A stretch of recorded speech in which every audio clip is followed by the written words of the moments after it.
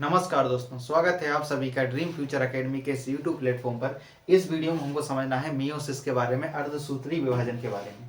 इससे जस्ट पहले वाली जो वीडियो थी उसमें हमने आपको माइटोसिस डिवीजन के बारे में कंप्लीटली पढ़ा दिया था। तो जो सेल डिवीजन का चैप्टर है उसी को अपन आगे बढ़ाते हैं। तो चलिए थोड़ा सा मियोसिस के बारे में देख लेते हैं। मियोसिस होता क्या है, इसे हिंदी बोलते हैं अर्धसूत्री विभाजन। क्या कहा जाता है? अर्धसूत्री विभाजन। यहाँ पर अर्ध मतलब होता है आधा हो जाना। देखो माइटोसिस डिवीजन में अपन ने ये पढ़ा था कि एक जो पेरेंट सेल होती है या जो भी मेन जो कोशिका होती है, जो न्यू सेल जो बनती है, उसमें जो गुणसूत्र होंगे वो सेम सेम रहेंगे।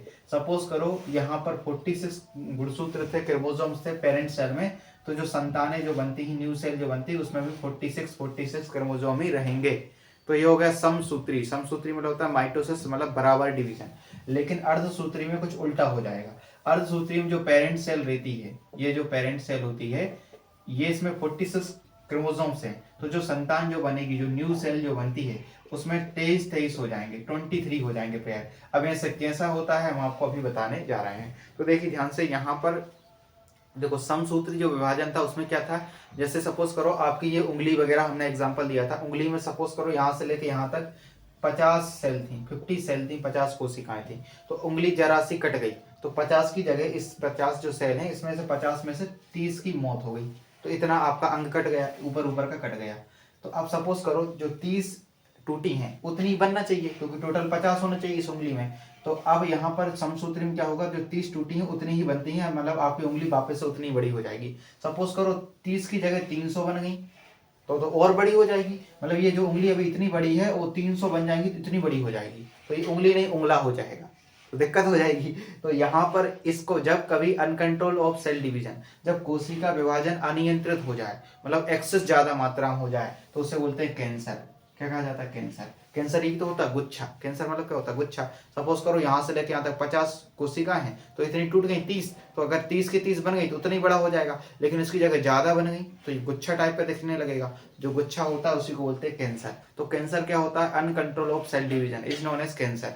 कैंसर क्या होता है? कोशिकाओं की अनियंत्रित वृद्धि ही कैंसर का कारण बनती है, यह कैंसर कहलाता है। ब्रेन में जो कैंसर होता है उसे ट्यूमर कहा जाता है। तो आप कैंसर भी समझ गए होंगे।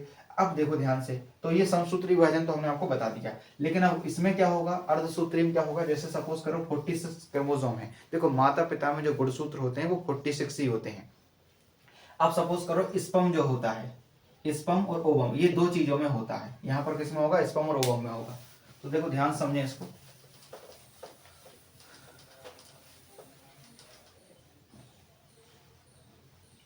देखिए बिल्कुल ध्यान सुने। देखो यहाँ पर क्या होता है, जो स्पर्म होता है इसे बोलते हैं हैप्लॉइड। ये सिंगल स्ट्रक्चर होता है। स्पर्म को हिंदी में कहा जाता है शुक्राणु कहा जाता है। इसका जो स्ट्रक्चर होता है वो एन होता है, इसे हैप्लॉइड कहा जाता है। और फीमेल के अंदर जो ओवम बनता है, अंडाणु बनता है। अब ये रिप्रोडक्शन चैप्टर में हम आपको डिटेल में पढ़ाएंगे। उसे भी हैप्लॉइड कहा जाएगा। और इसका स्ट्रक्चर भी कैसा होता है? सिंगल एन होता है। कैसे होता है? सिंगल एन होता है। अभी सब बता रहे हैं, पहले आप ध्यान सुन। अब देखो स्पर्म और ओवम जब दोनों मिलते हैं तो इसके अंदर जो गुणसूत्र होते हैं स्पर्म के अंदर वो 46 होते हैं। और इसके अंदर भी, फीमेल के अंदर भी कितने रहेंगे? 46 रहेंगे। ठीक है। अब देखो ध्यान से, अगर जब रिप्रोडक्शन होगा, प्रजनन जब होगा, तो स्पर्म और ओवम जब मिलते हैं, स्पर्म प्लस ओवम जब मिलते हैं, तो ही क्या बनता है? जाइगोट बनता है। आपने सुना होगा जाइगोट मतलब होता है, या भी यहाँ अंडाणु बनता है और आगे जाके ये एम्ब्रियो बनेगा, यानी भ्रूण बनेगा, यानी बच्चा बनेगा। तो एम्ब्रियो मतलब होता है भ्रूण। भ्रूण क्या होता है? बच्चा। जैसे पेट के अंदर जो होता है उसे एम्ब्रियो कहा जाता है। अब देखना ध्यान से, तो स्पर्म के अंदर कितने गुणसूत्र हैं? 46। और फीमेल के अंदर भी 46 है। ठीक है। अब 46 46 कितना हो जाएगा? 92 हो जाएगा। मतलब क्या, जो भ्रूण है, जो बच्चा बनेगा, उसमें 92 क्रोमोसोम हो जाएंगे। 92 तो बहुत ज्यादा हो जाएंगे। 92 क्रोमोसोम, अगर 92 क्रोमोसोम होगा किसी बच्चे के अंदर, तो वो बचपन से ही उड़ना शुरू कर देगा। सपोज करो जो हर चीज का गुणसूत्र होता है, देखो 46 क्रोमोसोम्स होते हैं। सपोज करो ये गुणसूत्र है, 1 2 3 4 5 6 7 8, हर चीज का एक गुणसूत्र होता है फिक्स। जैसे एक गुणसूत्र यहाँ पर 1 2 3 4 ऐसे करके कितने होते हैं? 46। एक जो गुणसूत्र है ये आंखों के लिए है कि आंखें कैसे होंगी, पिता की आंखें काली तो बच्चे की आंख काली। दूसरा गुणसूत्र है, इसमें इस प्रकार की इंफॉर्मेशन छुपी है। गुणसूत्र के अंदर जीन पाए जाते हैं, डीएनए के अंदर जीन। तो इसमें छुपा हुआ है बालों का कलर कैसा होगा, ये छुपा हुआ है। किसी गुणसूत्र में छुपा हुआ है कि हाइट कितनी होगी। तो ये सारी हर एक चीज विशेषताएं इन 46 क्रोमोसोम में छुपी हुई है। कई विशेषताएं होती हैं आपकी बॉडी की, तो ध्यान सुनना। हर एक गुणसूत्र 46 गुणसूत्र में आपकी हर एक क्वालिटी छुपी हुई है, अंदर छुपी हुई है। तो ये सारी चीजें किसमें है, गुणसूत्रों के अंदर। तो अगर 46 ही माता पिता के जो 46 गुणसूत्र हैं किसी बच्चे में जाएंगे तो जैसा जैसा पिता माता है वैसे ही बच्चा होगा। लेकिन अगर सपोज करो 46 की जगह 46 दोनों के जोड़ गए तो 92 हो जाएंगे, मतलब वो बच्चे में दुगनी क्वालिटी सजाएंगी। जैसे अगर एक हाथ है, दो हाथ है, तो दो हाथ की जगह 4 हाथ हो जाएंगे, तो ये दिक्कत हो जाएगी, फिर तो वो देवी जी बन जाएंगी। अगर सपोज करो बच्ची हुई तो बोलेंगे देवी माता पैदा हुई, ठीक है। अगर सपोज करो एक सिर है तो 46 क्रोमोसोम में ये भी लिखा है कि सिर एक होगा। अब 46 जगह 92 हो गए, ठीक है, 92 हो गए, तो हो सकता है 2-2 सिर हो जाए, ठीक है, 3-3 सिर हो जाए, बोलेंगे ये तो बहुत बड़े कोई महात्मा पैदा हो गए या कुछ भी, ठीक है। तो ऐसे बच्चे कई बार देखिए गुणसूत्र अगर ज्यादा हो जाते हैं तो ये बीमारी मानता है। अभी आपको नेक्स्ट वीडियो में पढ़ाएंगे बीमारी कौन कौन सी होती है। तो गुणसूत्र हमेशा उतने ही होना चाहिए जितने ही रहते हैं, 46 होते हैं। तो यहाँ पर क्या होगा, यहाँ पर ये प्रोसेस होगी, देखो ध्यान से समझना, यहाँ पर क्या प्रोसेस होगी, यहाँ पर प्रोसेस थोड़ी अलग होती है। देखो यहाँ पर क्या होता है, जो फादर होता है स्पर्म, यहाँ से फादर से क्या आएगा, स्पर्म आएगा, तो इसमें कितने आते हैं, 23 क्रोमोसोम आते हैं, और 23 यहाँ से फीमेल सेल आते हैं, ठीक है, यानी ओवम सेल आते हैं। तो 23 पेरेंट्स से आएंगे और 23 फादर से आएंगे, फादर लिख देते हैं, और 23 मदर से आएंगे। तो अब देखो 23 दूनी कितने हो जाएंगे, 46। तो होने वाली जो संतान रहेगी उसमें गुणसूत्र कितने हो जाएंगे, 46। तो इसमें क्या होता है, आपके गुणसूत्रों की संख्या घट जाती है, ना कि बढ़ जाती है। जबकि मियोसिस में क्या था, सॉरी माइटोसिस में क्या था, जितने थे उतने ही बन रहे थे। लेकिन यहाँ पर देखो आपके गुणसूत्र क्या हो गए, आधे हो गए। तो स्पर्म से यानी फादर से कितने आएंगे 23 और मदर से कितने आएंगे 23, तो दोनों जुड़ जाएंगे तो 46 हो जाते हैं। तो इस प्रकार जो डॉटर बनते हैं यानी जो संतान बनती है उसमें आधे ही गुणसूत्र रहते हैं, इसलिए इसे अर्धसूत्री विभाजन कहा जाता है। तो अर्धसूत्री विभाजन के बारे में आप थोड़ा बहुत समझ गए होंगे, इतना क्लियर है। अब देखिए ध्यान से, इसमें कुछ विशेषता है, इतना इनको समझने का प्रयास करेंगे। तो अर्धसूत्री विभाजन की खोज किसने करी है, तो ये तो फैक्चुअल डाटा, इसको याद करना पड़ेगा। बीजमैन ने करी, किसने करी थी, बीजमैन ने करी, और इसका नामकरण किया था फॉर्मर तथा मूरे ने। किसने किया था, फॉर्मर तथा मूरे ने इसका नामकरण किया था। तो आप इंग्लिश वाले भी लिख लें, फॉर्मर FORMER, फॉर्मर, मूरे MOORE मूरे। इसके बाद ये किसमें होता है, ये जनन कोशिकाओं में होता है। ध्यान रखना, रिप्रोडक्टिव सेल क्या होती है, स्पर्म एंड ओवम, ये इन्हीं को जनन सेल कहा जाता है। तो यहाँ हमने लिखा है ऑकर इन रिप्रोडक्टिव सेल, यानी ये होगा स्पर्म में और ये होगा ओवम में होगा। दोनों क्लियर है। तो खोज किसने करी, नामकरण किसने किया, किसमें होता है, जनन कोशिकाओं में होता है। और इसमें होता क्या है, क्रोमोसोम नंबर हाफ हो जाते हैं। तो क्रोमोसोम नंबर, ये एनो मतलब नंबर, इज हाफ, यहाँ पर क्रोमोसोम नंबर आधे हो जाते हैं। 46 के कितने जगह हो जाएंगे, 23 बढ़ जाएंगे, आधे हो जाते हैं, इसलिए इसको कहा जाता है रिडक्शनल डिवीजन।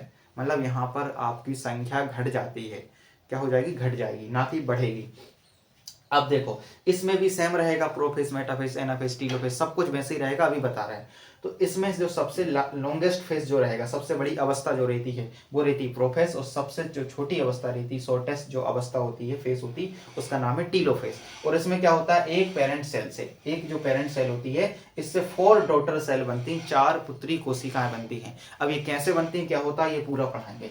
अब देखो आप में से कई बच्चे छोटे मोटे एग्जाम जैसे SSC GD वगैरह की तैयारी कर रहे होंगे, या कुछ नॉर्मल जो एग्जाम होते हैं SSC वगैरह में या PSC SI वगैरह में, उनके लिए मियोसिस में इतना ही काफी, जो इतना लिखा है ना, इतने में आपका काम हो जाएगा। सबसे बड़ी सबसे छोटी ध्यान रख लेना, एक से कितनी सेल बनती हैं और किसमें ये होता है, किसने इसकी खोज करी। अब बाकी का जो हम और डिटेल में पढ़ाने जा रहे हैं, ये जो रेलवे वगैरह की स्पेशली तैयारी करते हैं और जो 11th-12th वाले बच्चे होते हैं उनके लिए ही जरूरी रहेगा। तो अब जो रेलवे वगैरह या जिनमें साइंस स्पेशल पूछी जाती है, अब वो बच्चे आगे की वीडियो देखें, और नहीं तो आपको देखना है तो आप भी देख लें। ऐसा नहीं है कि आता नहीं, आजकल एग्जाम में टफ क्वेश्चन आने लगे हैं, तो हो सकता है कि जो हम आगे पढ़ाने जा रहे हैं वो आपके सारे एग्जाम में आए। तो चलिए अब ध्यान समझते हैं मियोसिस के बारे में। इसके कितने टाइप होते हैं, मियोसिस के 2 प्रकार होते हैं। मियोसिस को हिंदी बोलते हैं अर्धसूत्री विभाजन। इसके 2 प्रकार रहेंगे, पहला रहेगा मियोसिस 1 और दूसरा रहेगा मियोसिस 2। अब ये होता क्या है आपको अभी सब बता रहा है, इसमें पढ़ना भी क्या है ये भी बता रहे हैं, आपके एग्जाम में क्या आता है। देखो मियोसिस 1 और मियोसिस 2 इसके 2 भाग होते हैं। मियोसिस जो 1 होता है उसमें भी वैसी स्टेप रहती है जैसी आपने पढ़ी थी, prophase, metaphase, anaphase, telophase. But आप पहले पढ़ चुके हैं कि प्रोफेज भी पढ़ चुके हैं, मेटाफेज भी पढ़ चुके हैं, माइटोसिस में पढ़ा था कि नहीं आपने। तो अब यहाँ पर भी प्रोफेज, मेटाफेज, एनाफेज, तो जब एग्जाम वाला पूछेगा तो उसको कंफ्यूज नहीं होगा कौन सा प्रोफेज पूछ रहा है, और आप भी नहीं बता पाओगे, इसलिए सबके आगे क्या लगा देंगे, प्रोफेज 1, क्योंकि प्रोफेज पहला हो चुका है। तो इसमें भी लगा देंगे मेटाफेज 1, एनाफेज 1 और टीलोफेज फर्स्ट। तो यहाँ पर क्या हो जाएगा, मियोसिस जो फर्स्ट है इसमें भी क्या हो जाएंगे, prophase 1, metaphase first, anaphase first, telophase first, इस प्रकार नाम हो जाएंगे। और यहाँ पर भी मियोसिस में भी सेम रहेगा, प्रोफेज। अब यहाँ पर क्या होगा, प्रोफेज सेकंड, प्रोफेज थर्ड। यहाँ पर भी क्या होगा, प्रोफेज सेकंड। उसके बाद क्या आएगा, मेटाफेज सेकंड। उसके बाद क्या आएगा, एनाफेज सेकंड। उसके बाद क्या आएगा, टीलोफेज सेकंड आ जाएगा। सेम सेम प्रोसेस रहेगी, पर ये इसलिए बता रहा है क्योंकि वहां पर ही प्रोफेस हो चुका है, इसलिए यहाँ पर prophase one second first first, और यहाँ पर सारे सेकंड सेकंड आ जाएंगे। अब देखिए मियोसिस जो वन है और मियोसिस सेकंड है, दोनों में डिफरेंस क्या है। मियोसिस जो वन है इसमें इतनी सारी स्टेज आती हैं, और इसमें जो प्रोफेस है ये सबसे लंबी फेज, अभी बताया सबसे लॉन्गेस्ट फेज कौन सी, प्रोफेस, और सबसे छोटी कौन सी थी, टीलोफेज। देखो प्रोफेज जो वन है इसमें क्या होगा, इसमें 5 स्टेज आती हैं। पहली आती लेप्टोटीन, लेप्टोटीन। दूसरी होती जाइगोटीन। तीसरी होती है पेकाइटीन, पेकाइटीन। उसके बाद होती है डिप्लोटीन, डिप्लोटीन। और लास्ट होती है डाइकाइनेसिस, डाइकाइनेसिस। तो इसकी ये 5 स्टेज है, इन्हीं को अकेला पढ़ना है अपन को, 5 स्टेज। पहली लेप्टोटीन, जाइगोटीन, पेकाइटीन, डिप्लोटीन, डाइकाइनेसिस। अब इंग्लिश हिंदी वाले भी इनको ऐसा ही लिखना है, हिंदी और इंग्लिश में सेम नाम रहते हैं, इनके हिंदी में अलग से नाम नहीं है। तो लेप्टोटीन, जाइगोटीन, पेकाइटीन, डिप्लोटीन, डाइकाइनेसिस। ये प्रोफेज बन के, देखो यहाँ लिखा है, ये प्रोफेज बन की 5 स्टेज होती है। सबसे लॉन्गेस्ट स्टेज कौन सी होती है, प्रोफेज। आपको सिर्फ इतना ही पढ़ना है, ये चीजें कुछ भी नहीं पढ़ना है। ठीक, आपके एग्जाम में यहीं से क्वेश्चन आते हैं। तो सबसे बड़ी फेज कौन सी, प्रोफेज। प्रोफेज में कौन सी, लेप्टोटीन, जाइगोटीन, पेकाइटीन, डिप्लोटीन, डाइकाइनेसिस। इनको हम एक एक करके पूरा पढ़ाएंगे। अब बात करते हैं यहाँ पर मियोसिस जो सेकंड है, इसमें क्या होगा, अभी जो माइटोसिस पढ़ा था ना अपन ने, बिल्कुल वैसा ही होगा, पर इसमें लास्ट में क्या बनती है, 4 डॉटर सेल बनती है, 4 पुत्री कोशिका। अभी भी लिखा था कि इस अंतिम इसमें क्या होगा, एक पेरेंट सेल से 4 डॉटर सेल बनती हैं, और चारों की चारों कैसी रहेंगी, हैप्लॉइड सेल होती है। हैप्लॉइड मतलब सिंगल है, चार की चारों कैसी होंगी, हैप्लॉइड सेल होती है। ठीक है, हैप्लॉइड सेल होती है चारों को चारों। अब देखते हैं थोड़ा डायग्राम में समझते हैं इसको। देखो अभी हमने पिछले जो डायग्राम बनाया था, यहाँ से लेके यहाँ तक, ये क्या होता है, आपका डिवीजन फेस होता है। तो यहाँ से आपका डिवीजन शुरू होगा स्टार्ट, और यहाँ पर आपका डिवीजन क्या हो जाता है, खत्म हो जाता है, एंड हो जाता है। ठीक वैसे ही, और यहाँ से लेके यहाँ तक की पूरी स्टेज क्या कहलाती है, इंटरफेस कहलाती है। इसमें क्या होता है, अंतरावस्था, इसमें तैयारियां होती हैं, वैसे होता है ना शादी की तैयारियों में टाइम लगता है। तो यहाँ से लेके यहाँ तक का स्टेज क्या कहलाती है, इंटरफेस कहलाता है। ये कौन सा स्टेज है, इंटरफेस। तो यहाँ पर क्या होगा, तैयारी होगी, 95% टाइम यहीं पर लगता है। तब इंटरफेस की बात करते हैं, तो पहला फेज कौन सा इंटरफेस में, G1 फेज है। उसके बाद यहाँ पर कौन सा है, G1 के बाद कौन सा आता है, S फेज आएगा। फिर उसके बाद कौन सा आएगा, G2 फेज आएगा।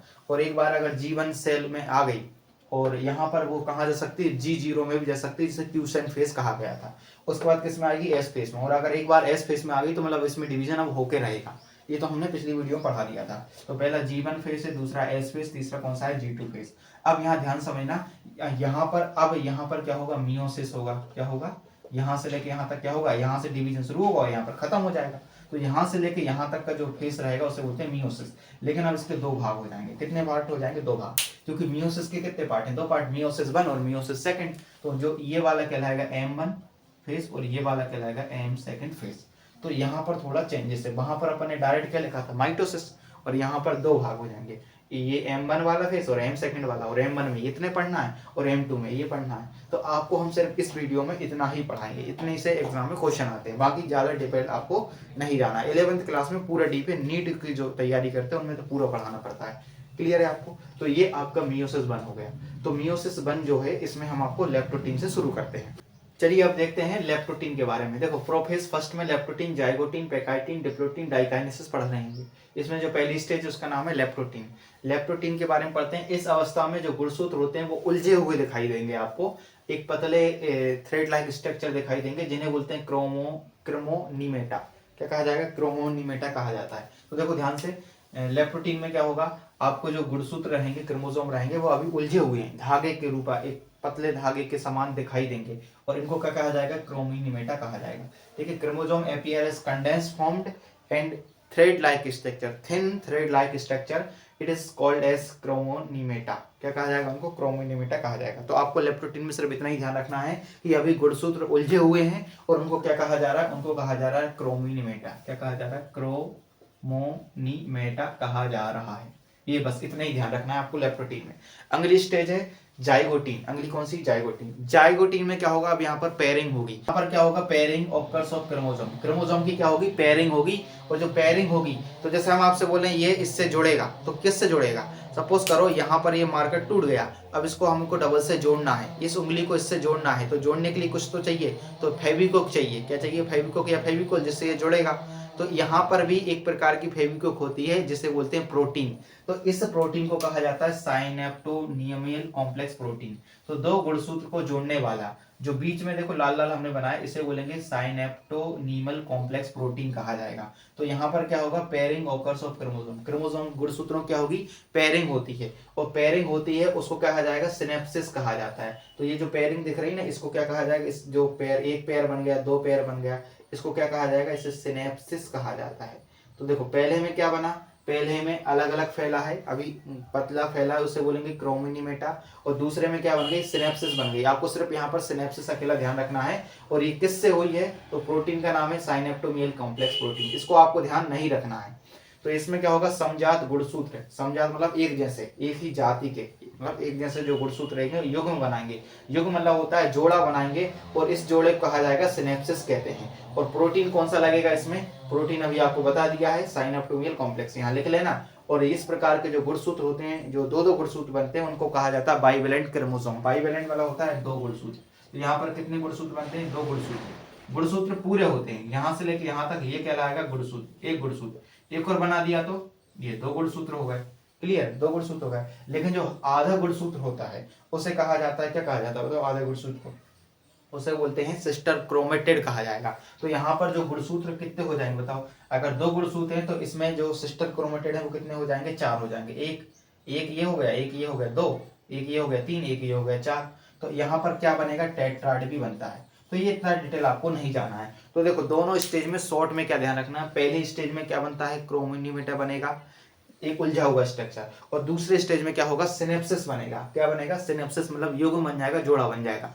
और इस प्रोटीन का नाम क्या है, ये भी आपको ध्यान नहीं रखना है। तो ये दो स्ट्रक्चर, दो स्टेज में सिर्फ आपको दो शब्द ध्यान रखना है, पहला है क्रोमिनीमेटा और दूसरा क्या है आपका सिनेप्सिस बन रहा है। पेयरिंग को क्या कहा जाएगा, सिनेप्सिस कहा जाएगा। तो पूछेंगे pairing occurs in which stage, pairing किस स्टेज में होगी, तो जाइगोटीन में होगी, क्लियर है। चलिए अगली स्टेज देखते हैं जिसका नाम है पैकाइटिन या पैकेटिन इसे बोलते हैं। पैकेटिन में क्या होगा, क्रॉसिंग ओवर होना शुरू हो जाती है, युग्मन की प्रक्रिया यहाँ पर कंप्लीट हो जाएगी, और इसी को कहा जाता है क्रॉसिंग ओवर कहा जाता है। अब ये क्रॉसिंग ओवर कैसे होगी, ध्यान समझना। यहाँ पर जो गुणसूत्र रहते हैं, अभी हमने आपको बताया था, इनमें दोनों पास पास आने लगते हैं और बीच में एक प्रोटीन बनने लगता है। तो अब ये क्या होगा, यहाँ पर इनमें एक्सचेंज होगा, जेनेटिक मटेरियल क्या होगा, एक्सचेंज होगा। एक गुणसूत्र ये है और एक गुणसूत्र ये है, तो इसके जो नीचे वाला ये जो पार्ट है, ये जो गुणसूत्र है, ये यहाँ आ जाएगा और ये यहाँ ऐसा रहता है। और इसका जो गुणसूत्र है, ये बाजू वाले का, ध्यान समझना, इसका जो गुणसूत्र है ये अलग गुणसूत्र रहेगा। अगर सपोज करो ये फादर का है तो ये किसका होगा, माता का होगा।